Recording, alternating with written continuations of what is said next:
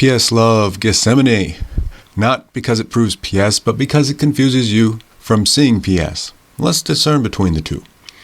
John, the book of John, proving only Christ's divinity, skips this. The synoptic gospels share more of the manhood of Christ and include Gethsemane. He went forward a little, fell on the ground, withdrew from them about a stone's cast, kneeled down and prayed.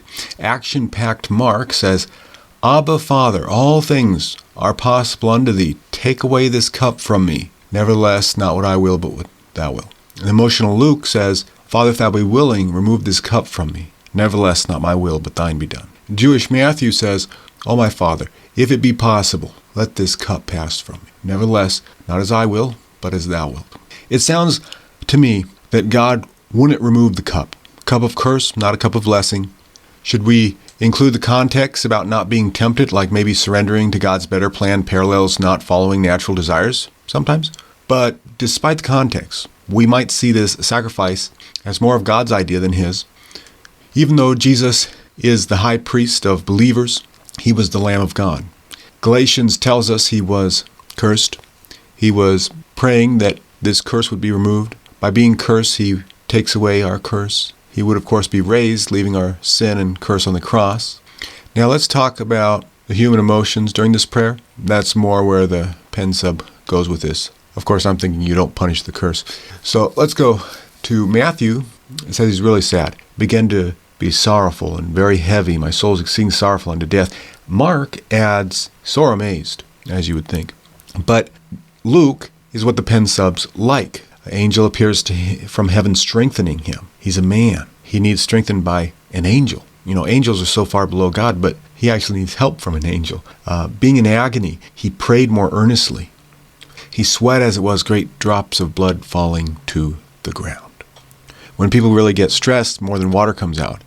Some of us have experienced this maybe in the gym, but I'm thinking, wow, how emotional Jesus must have been. Sweating blood is so rare, super rare. And let's bring in the end of Isaiah 53. He was marred more than any man. The crucifixion was bad. On top of the normal crucifixion, he suffered more. Jesus was very emotional. And I know throughout Luke I see emotions. Jesus seems to talk about what he felt in Luke, it seems to me. And so this display of human emotions would of course come from Luke more than any other gospel account. At the end of Luke, I'm thinking Jesus was 100% man, and he's very reactive to the things that happen. Now, if I read John, it sounds more stoic. I think that's just what the authors like to point out about Jesus. You might wonder what degree of stress Jesus felt. I think it's obvious. I mean, even without penalty substitution, this is history's worst sin. People have never treated God so badly, so clearly before. And here at this time, Jesus was right in the middle of that. I would think there would be at least a lot of subconscious emotion about this event. Jesus knew what was going on. This was overwhelming without penalty substitution. So he could dispense of penalty substitution. But I know the PS counter, they'll say, well, all this emotion was about him consciously thinking and asking God for. He wanted the curse to pass from him. They would say that this is the chief reason for his intense emotions. It's not so much that he's really sensitive, it's more about what he's going to have to do when he says that most tear-jerking statement, why hast thou forsaken me? PS would say that he's talking about being forsaken of God since he was our sin. So how do I respond?